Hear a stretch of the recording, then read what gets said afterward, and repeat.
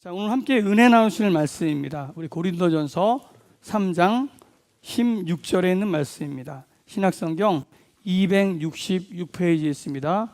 고린도전서 3장 16절입니다.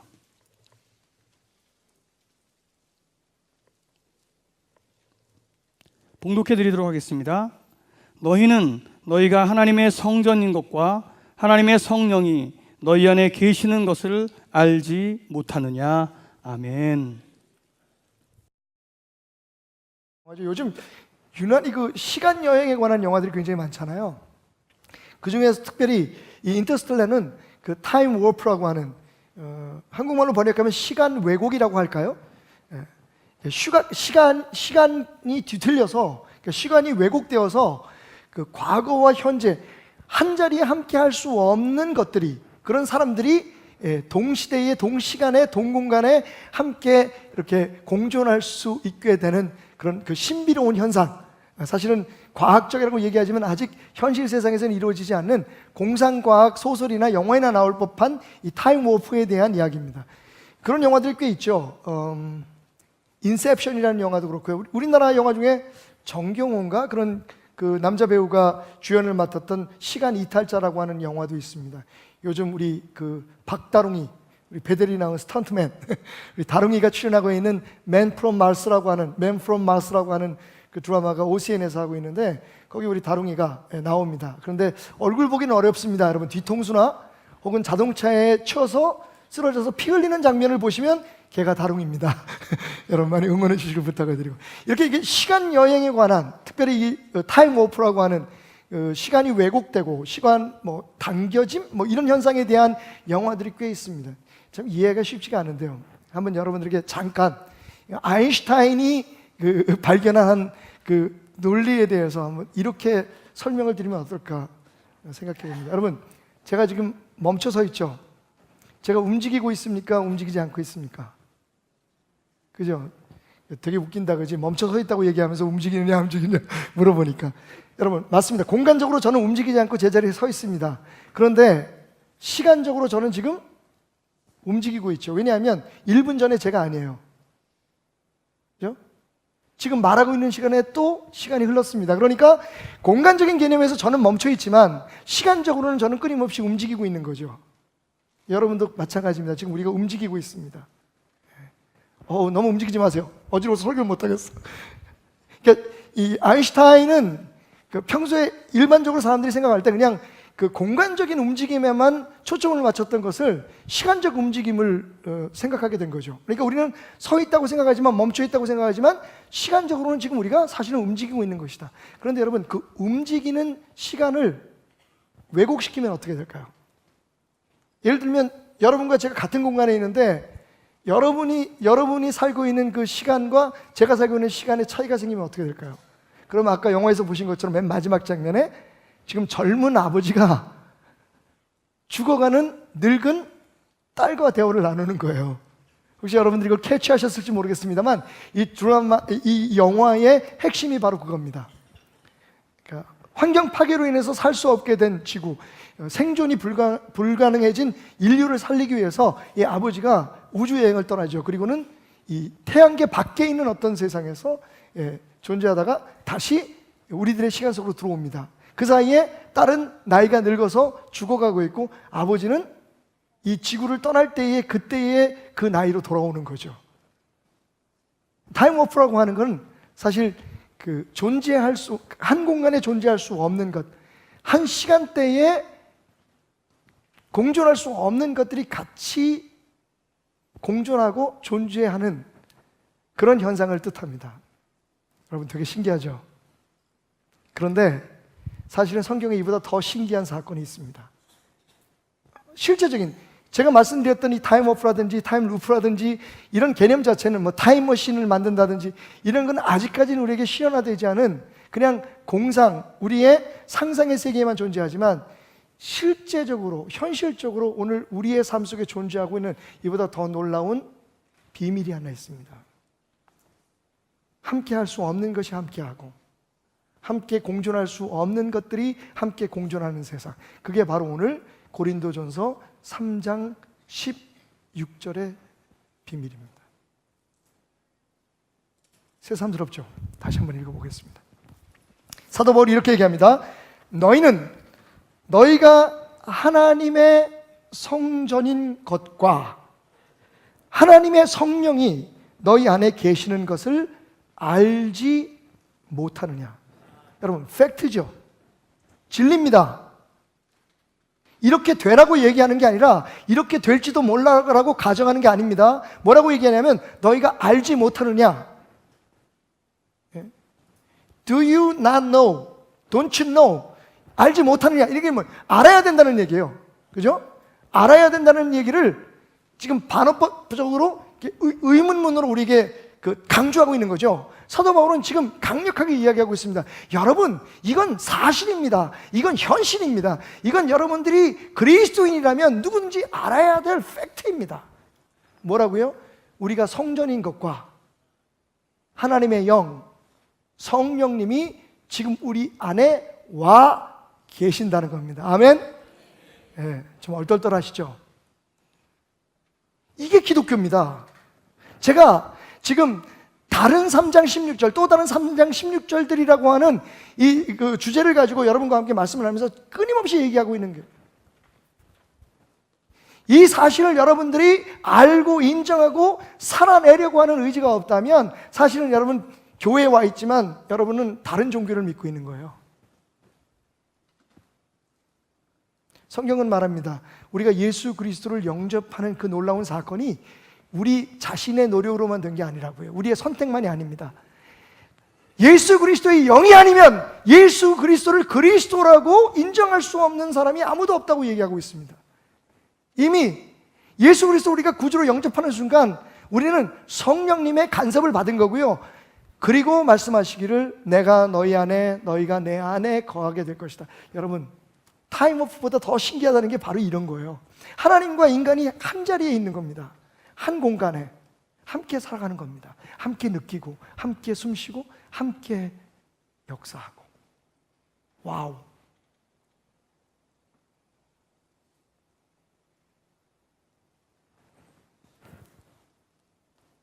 여러분 아십시오. 여러분 하나님의 성전입니다. 성전이 되려고 노력하는 게 아니에요. 이미 여러분은 성전입니다. 여러분이 정말로 예수 그리스도를 구주로 영접했다면 하나님께서 여러분 안에 와 계시는 겁니다. 여러분이 성전입니다. 이건 제 얘기가 아니라 바로 성경의 이야기입니다. 전지전능하시고 온 우주 만물을 창조하신 영원 속에 계신 그 하나님께서 지금 육신을 가진 유한한 우리 인간의 삶 속에 오셔서 우리의 부족하고 연약한 모든 것들을 함께 느끼시며 우리 안에 살아 계신다는 겁니다. 이게 신비가 아니고 무엇이겠습니까? 이게 기적이 아니고 무엇이겠습니까? 여러분, 기독교의 신앙은 거기서부터 시작입니다. 그런데 우리가 이것을 오해하고 있죠. 그래서 어떻게든지 저 멀리 계신 하나님을 만족시켜서 우리가 원하고 바라는 것을 이루려고 그분을 기쁘게 해드리는 종교라고 하는 형태를 스스로 선택합니다. 하나님은 이미 와 계신데 우리는 거룩해지려고 노력합니다. 이미 거룩해졌다고 성경은 말하고 있는데 물론 문제가 있습니다. 내 생각과 내 행동과 나의 모든 감정과 이런 것들이 도대체 거룩한 거하고는 좀 거리가 멀은 것 같아요. 그런데 여러분, 믿음은 감정이 아닙니다. 믿음은 지식이 아닙니다. 믿음은 하나님의 말씀을 있는 그대로 받아들이고 순종하는 것입니다. 그런데 성경이 말하기를 너희는 이미 거룩하여졌다. 할렐루야. 너희는 이미 하나님의 자녀가 되었다. 할렐루야. 너희 안에 하나님이 계신다. 성령님이 함께 하신다. 너희가 바로 성전이다. 할렐루야. 그것을 인정할 때에 우리가 거룩해질 수 있는 겁니다. 다시 말씀드립니다, 여러분. 또 한 번 반복해서 말씀드립니다. 우리가 믿어서 하나님이 계신 게 아니라 우리가 하나님이 계신 것을 믿는 겁니다. 우리가 거룩해지려고 해서 거룩해지는 게 아니라, 그래서 하나님을 기쁘게 해드리는 게 아니라 하나님께서 우리 안에 와 계시기 때문에 우리가 거룩해진 것입니다. 이것이 은혜고 이것이 복음입니다. 바로 그것이 구원입니다. 자, 그런데 여러분, 여기 주목해야 할 게 있어요. 여기서 하나님의 성전이라고 말하는 이 말을 헬라어 원문으로 보면 나우스테우라고 얘기해요. 나우스테우라고 하는 말은, 나우스라고 하는 말은 그냥 일반 성전을 얘기하는 게 아니라 여기 하나님의 성전이라고 얘기하고 우리가 번역을 한 것은 지성소를 뜻해요. 다시 말하면 하나님의 임재가 있는 곳, Holy of the Holies. 거룩한 성전 안에, 그 성전이 거룩하잖아요. 근데 그 거룩한 가운데 가장 거룩한 지성소, 시은소, 하나님이 임재하신 것. 성령님이 우리 안에 계시기 때문에 우리의 삶은 바로 sanctuary, 바로 Holy of the Holies, 거룩한 것 중에 거룩한 하나님의 임재가 있는 지성소가 되었다. 그게 바로 사도 바울의 주장입니다.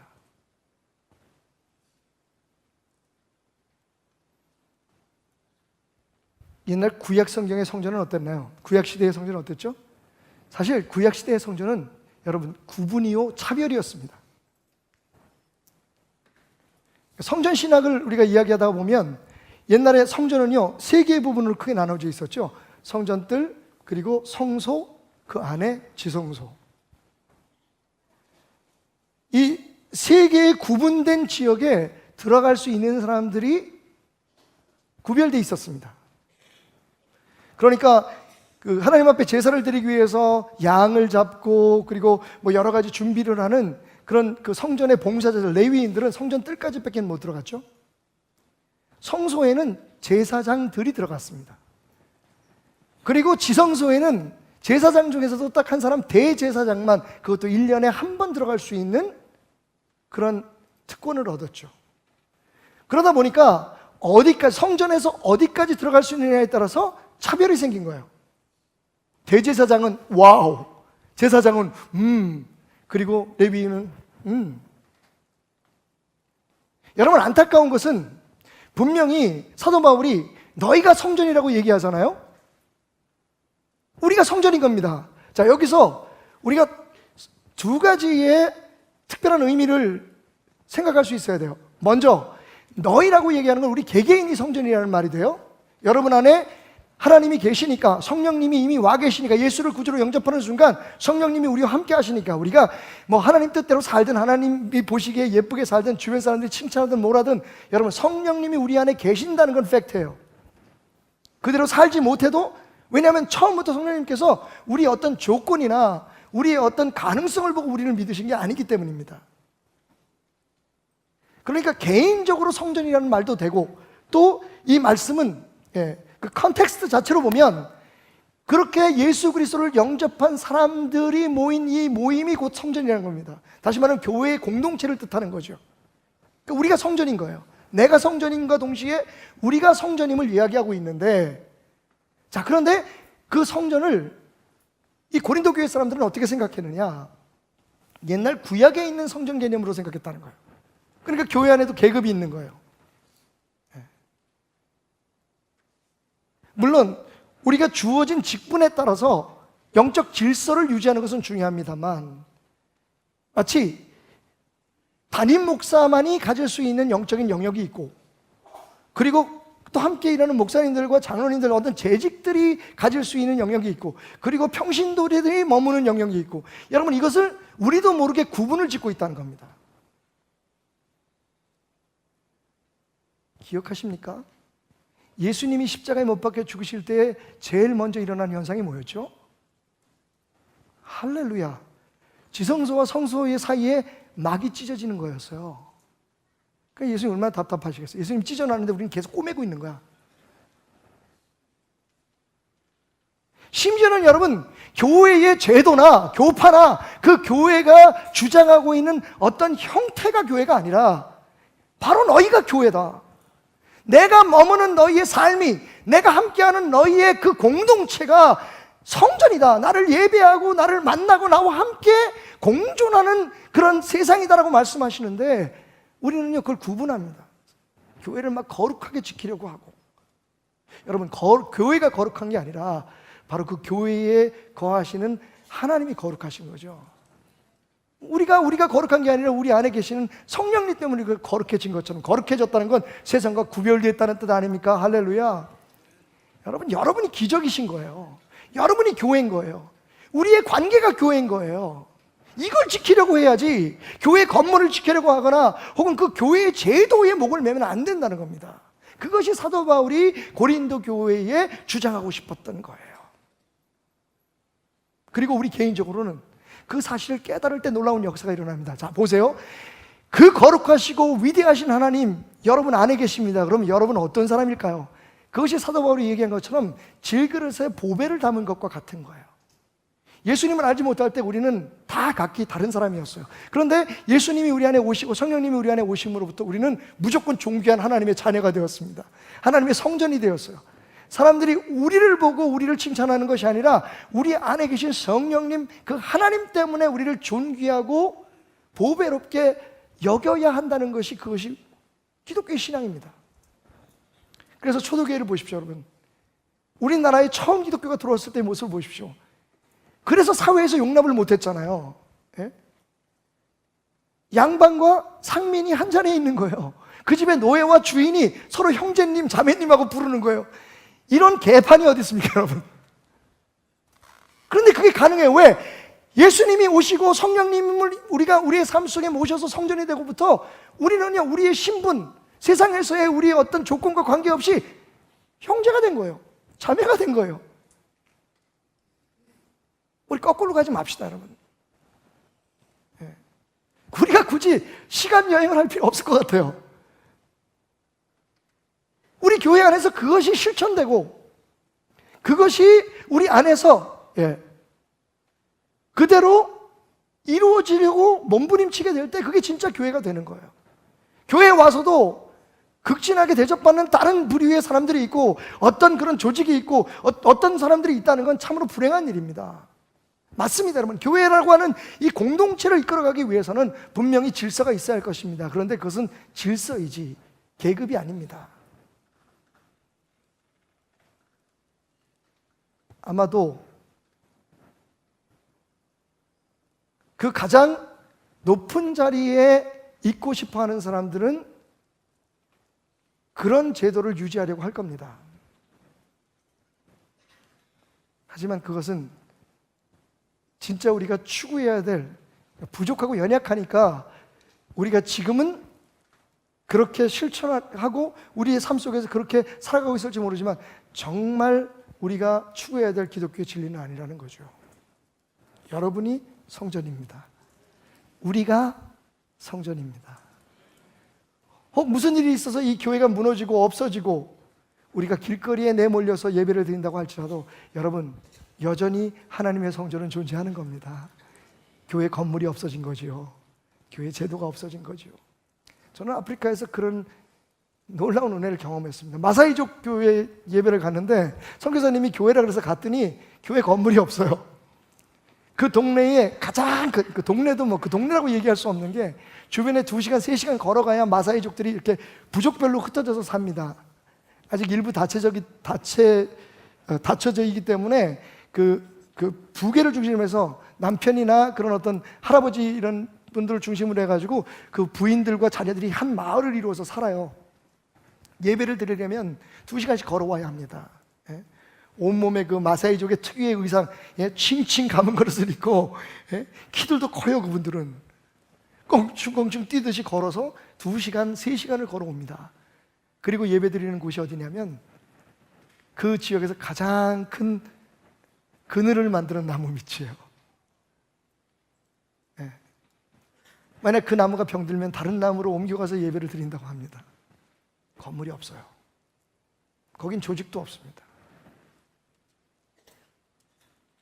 저는 거기서 그들과 함께 뛰고 춤을 추고 찬양을 하면서 하나님을 만났어요. 그 은혜에 빠졌습니다. 그 교회는 예산도 없어요. 그 교회는 무슨 1년 무슨 행사 계획도 없어요. 계속 그러면 곤란하겠죠. 근데 너무 좋았어요.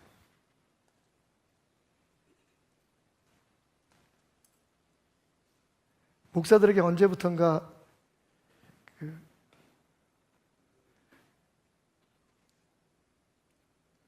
하나의 특별한 생각, 주장이 생겼죠. 그게 뭐냐면 어떤 교회가 제일 은혜스럽습니까? 우리 교회만 아니면 은혜스럽습니다.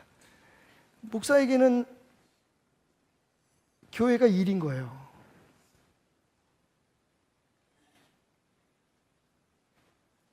아마 그 얘기는 대부분의 재직들에게도 비슷할 것 같아요. 일하러 교회 오는 거예요. 교회 걱정하느라. 어떻게 하면 우리 교회를 더 부흥하고 사람들이 많이 모이는 교회로 만들고, 어떻게 더 영향력 있게 만들고, 내가 어떻게 더 유명해지고.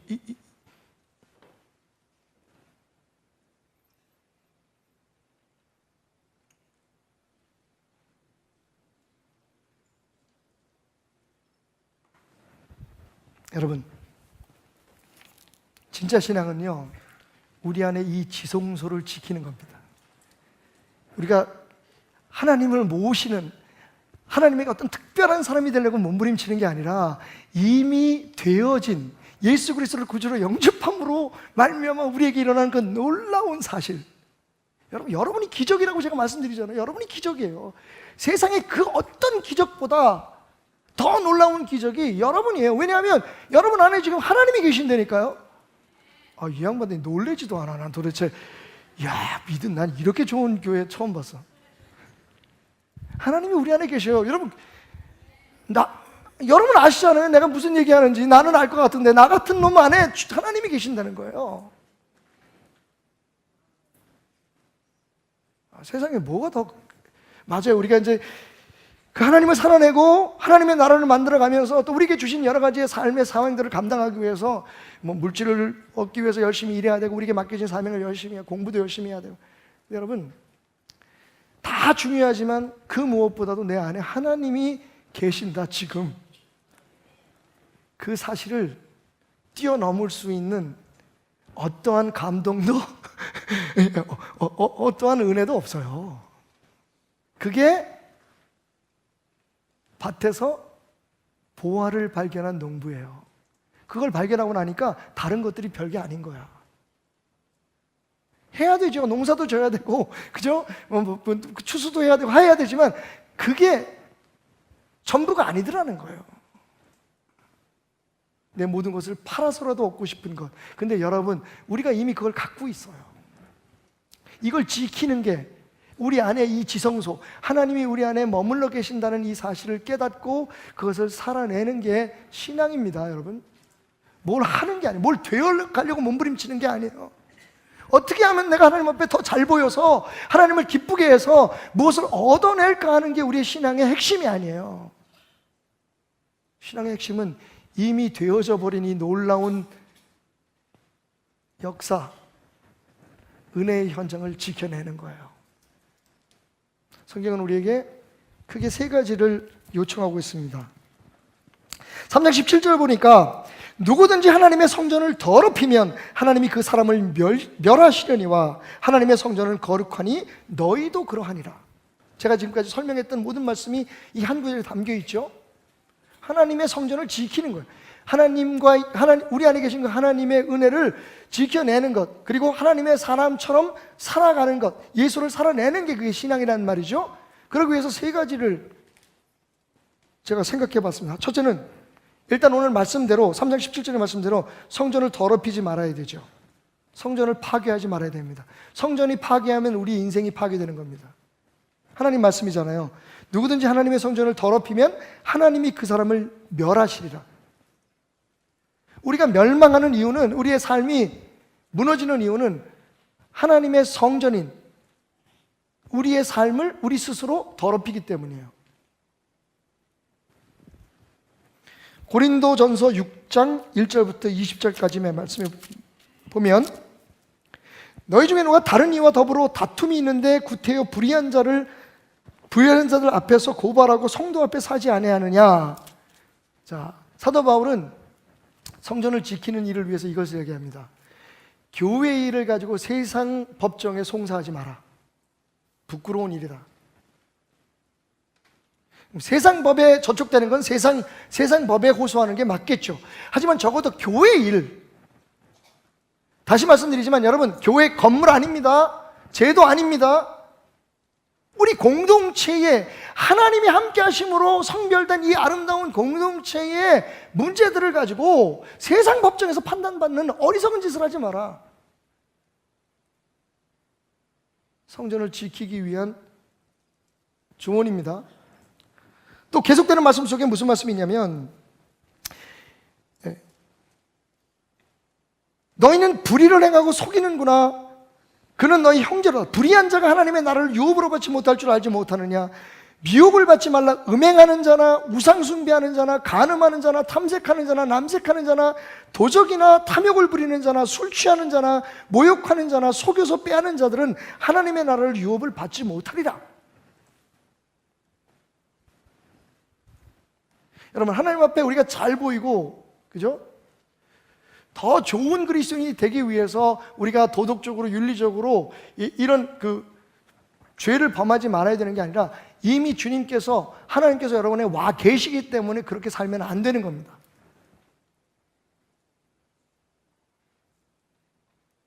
또 있어요. 계속되는 말씀 가운데 사도 바울은 이렇게 말합니다. 너희 몸은 너희가 하나님께로부터 받은 바 너희 가운데 계신 성령님의 전인 줄 알지 못하니. 다시 한번 확인하면서 너희는 너희 자신의 것이 아니다.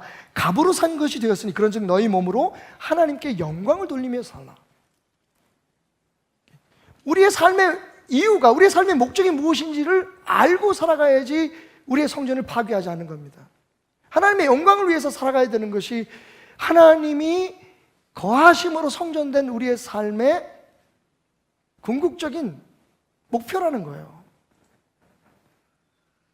그러니까 개인적으로도 권면하고 공동체적으로도 권면하고, 물론 더 많은 권면들이 이어지고 있습니다만 한마디로 말하면 이겁니다.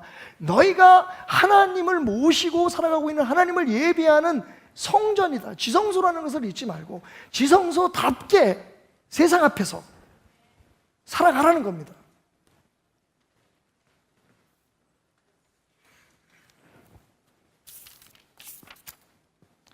두 번째로는 우리가 지성소가 되었으니 산 제사를 드리는 삶을 살라는 거예요.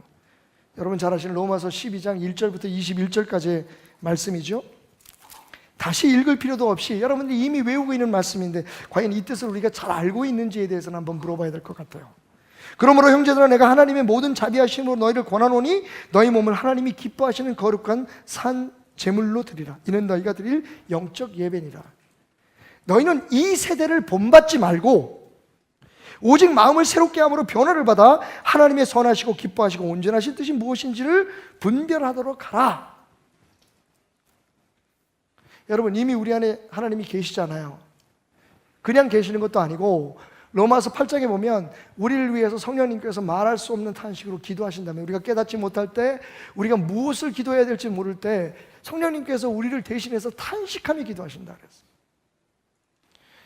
하나님은 그냥 계시는 게 아니라 우리의 삶에 적극적이고 직접적인 영향을 미치면서, 그래서 여러분, 만약 여러분들이 성전인 것을 알고 여러분 안에 성령님이 살아계시는 걸 안다면, 우리 교회 공동체 안에 하나님이 계신 것을 우리가 안다면요, 그분의 뜻, 그분의 명령, 그분이 원하시는 선한 계획을 우리가 알고 순종해 가는 것이 하나님 앞에 드리는 산 제사인 거예요.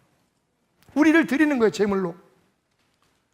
우리의 계획, 우리의 뜻, 우리의 생각을 이루어가기 위해서 하나님을 믿거나 교회에 나오는 게 아니라 하나님이 우리 안에 계셔서 지금 우리의 생각을 주관하시고 우리의 감정을 주장하시고 우리의 의지를 주장하실 수 있도록 그분 앞에 우리를 산 제물로 드림으로 그분이 우리를 통해서 그분의 영광을 나타내게 하는 것, 그것이 예배인 거죠. 그게 산 제물로 드려지는 산 제사의 삶인 거예요.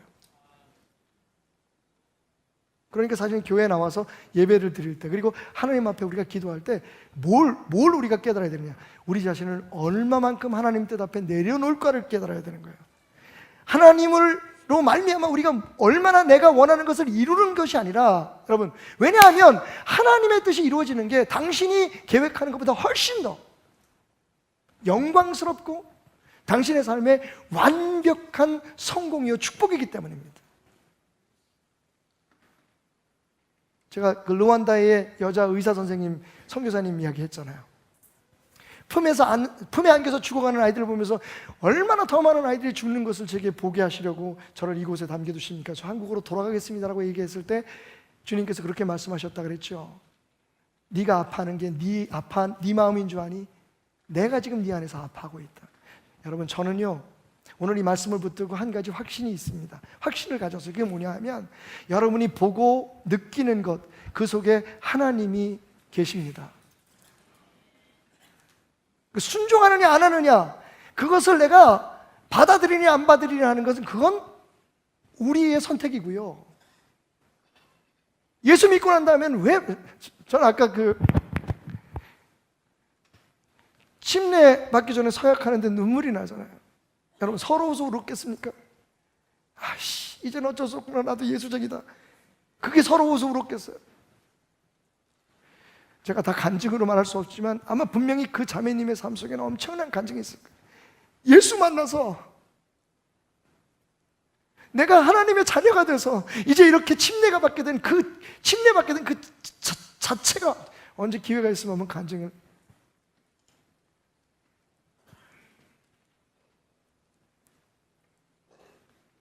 제가 보는 게, 제가 느끼는 게 맞습니다. 제가 육신 가운데 있는 동안에는 제 생각도 있고 제 의지도 있겠지만 여러분, 주님께서 지금 나로 하여금 내 안에서 보게 하시고 듣게 하시고 느끼게 하시는 것, 저는 그게 분명히 있는 걸 압니다. 거기에 순종하는 거예요. 그러려면 어떻게 해야 돼요? 내 욕심을 내려놔야죠. 내 계획을 사실은 포기할 수 있을 때 포기할 수도 있어야 되는 겁니다. 그래야 하나님의 선한 일이, 하나님이 뜻하시는 게 내 뜻과 똑같으면 상관없어요. 그건 얼마나 좋습니까? 하지만 많은 경우에 죄악 속에 살던 우리들, 아직도 그 죄악의 영향력에서 벗어나지 못하는 우리들의 생각은 하나님이 원하시는 하나님의 뜻과 다를 때가 많거든요. 거기 얘기 나와요. 이런 거죠. 로마서 12장 14절, 너희를 박해하는 자를 축복하라. 축복하고 저주하지 말라. 이게 가능합니까? 인간의 마음으로? 하나님이 그렇게 우리에게 느끼게 하시는. 근데 저 그런 경험했어요.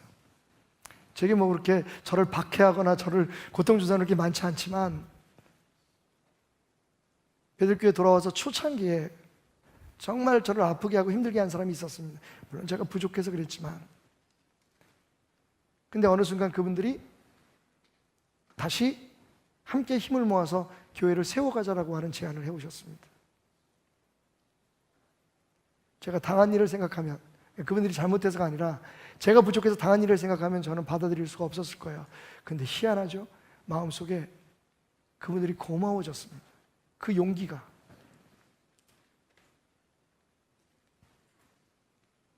주변에 있는 사람들이 그랬습니다. 아, 목사님, 한 번 문제 일으킨 사람은 또 일으켜.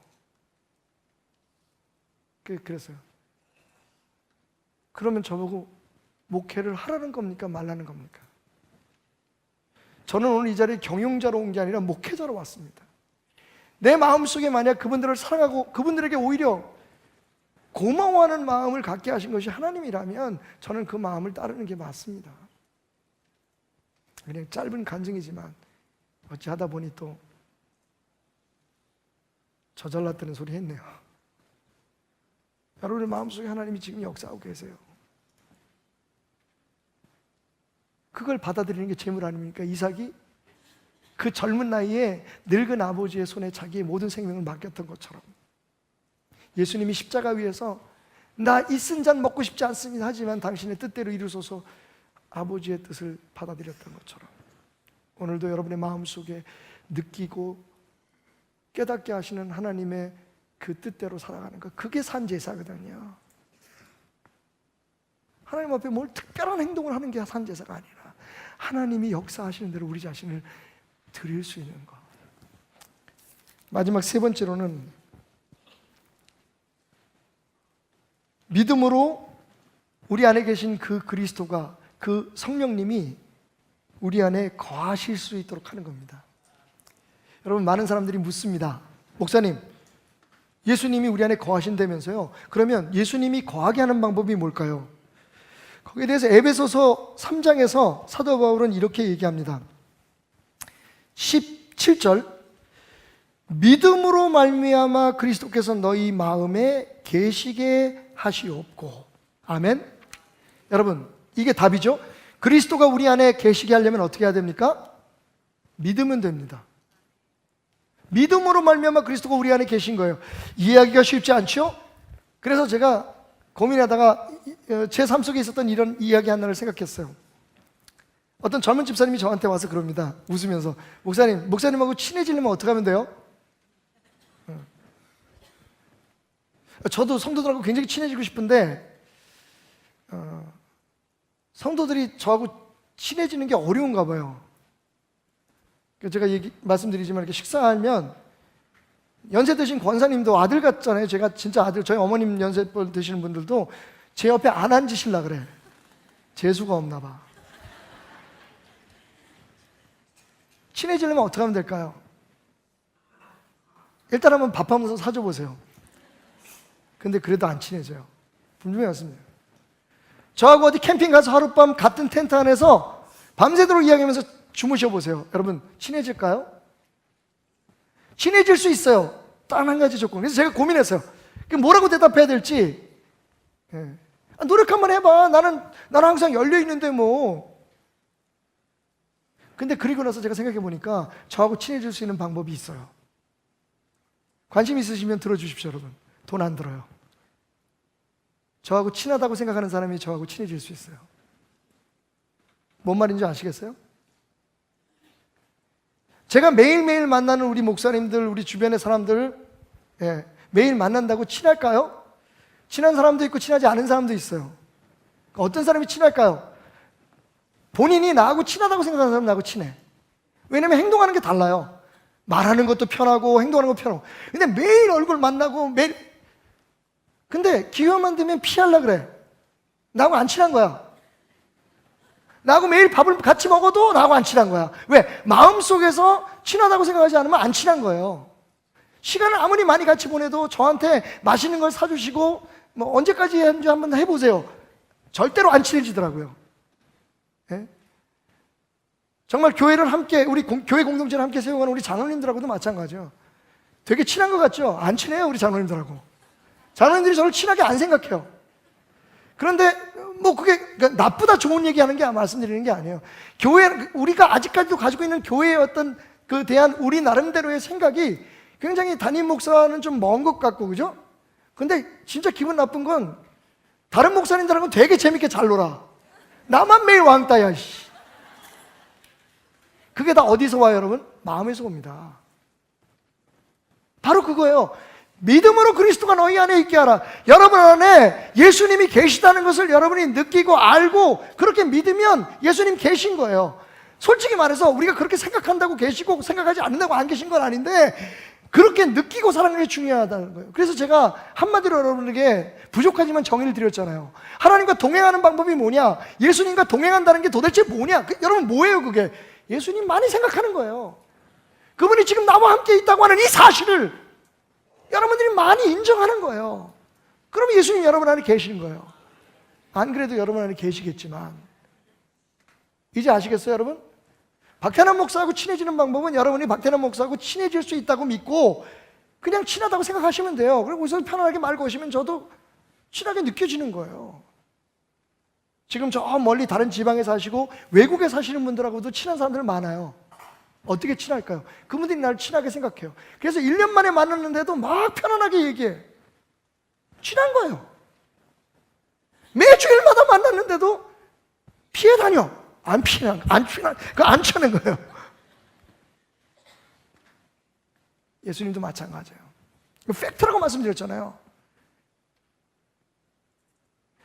요한복음 3장 16절이 진리이듯이 고린도전서 3장 16절도 진리예요. 진리에 따른 옵션이 아닙니다, 여러분. 이게 선택이 아니에요. 우리가 예수 그리스도의 그 놀라운 사랑으로, 하나님의 크신 사랑으로 구원받았잖아요. 하나님의 자녀 되셨잖아요. 그러면 여러분이 성전인 거예요. 여러분 자신이 성전이고 우리가 모인 이곳이 성전인 거예요. 거기서부터 우리의 능력, 세상 앞에서 우리의 당당함이 시작되는 거예요. 하나님이 우리 안에 계신데 까불고 있어. 하나님이 우리 안에 계신데 악한 마귀 사탄이 어떻게 우리를 건드릴 겁니까? 우리가 자꾸만 그것을 멀리 느끼고 그 사실을 잊고 살아가니까 그렇게 되는 겁니다. 여러분, 성전을 지키십시오. 우리 교회 공동체를 지키십시오. 예? 내가 좀 손해보더라도 내 주장보다 더 중요한 건 교회 공동체의 안녕입니다. 우리 안에서 해결할 수 없거든 양보하면 돼요. 그걸 가지고 세상의 법정에 가서 싸움하고 어리석은 짓입니다. 하나님 영광 가리는 거죠. 여러분, 우리는 우리의 의를 지키고 나타내서 내가 의롭다고 주장하는 것이 좋은 신앙이라고 생각하지만 아닙니다. 교회를 지키는 게 좋은 신앙입니다. 제가 미리 실수할 때를 대비해서 여러분에게 말씀드리는 겁니다.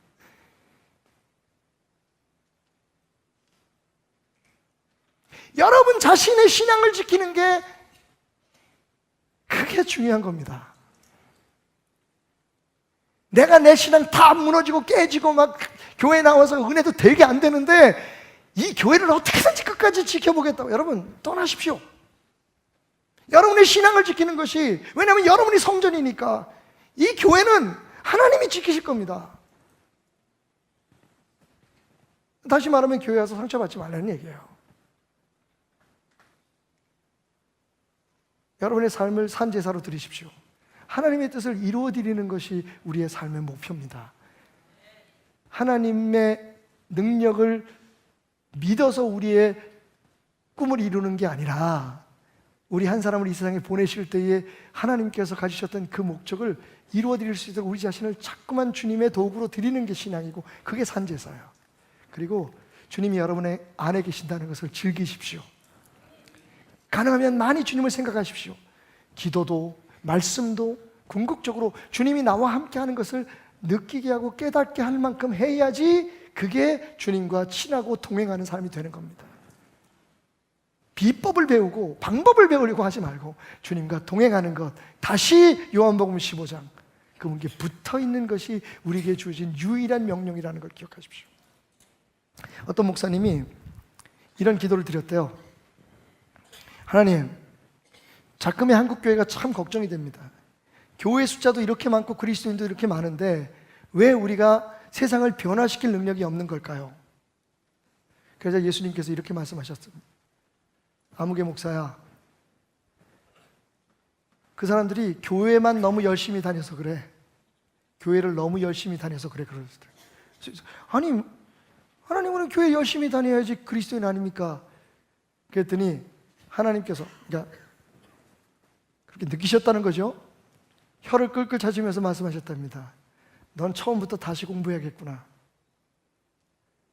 너는 마치 요한복음 3장 16절은 알고 있으면서 고린도전서 3장 16절은 모르는 사람처럼 이야기하는구나.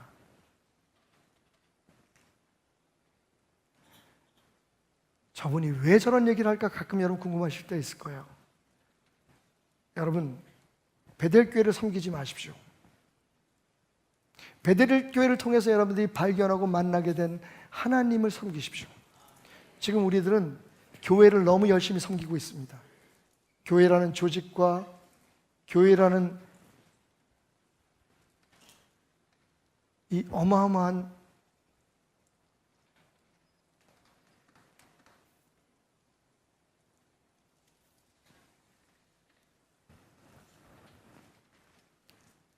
여러분,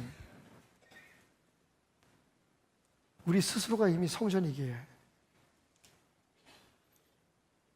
우리 안에 모신 그 하나님을 예배하며 살아내는 것이, 그리고 우리가 이렇게 함께 모여 성경이 우리에게 말한 것처럼 모이기를 힘쓰는 자가 돼서, 여러분, 교회를 위해서가 아니라 하나님의 영광을 위해서 하나님을 예배하기 위해서 모이고, 교회의 모든 제도와 직분과 교회의 모든 것들, 여러분, 그게 무엇이든지 그 하나님을 예배하는 성전된 우리들을 지키고 그리고 더 세워나가기 위한 것으로 움직여지는 것이 진짜 하나님이 원하시는 것이고, 우리가 더 이상의 타락을 막을 수 있는 유일한 길임을 하나님은 그 목사님에게 말씀하기를 원하셨다는 겁니다.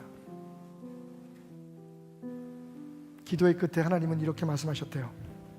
그래서 아무개 목사야, 나하고 함께 고린도전서 3장 16절을 다시 한번 읽어보자. 너희는 너희가 하나님의 성전인 것과 하나님의 성령이 너희 안에 계시는 것을 알지 못하느냐. 여러분 어깨 피세요. 여러분은 하나님이 계십니다. 예. 하나님 찾아다니지 마세요. 하나님 이미 여러분 안에 계십니다. 그분과 기쁨의 교제를 나누시고 그분이 여러분을 통해서 상상할 수 없는 역사를 이루실 수 있도록 여러분 자신을 드리는 삶을 사십시오. 주의 임재가 여러분의 평생에 여러분과 함께 하시기를 주님의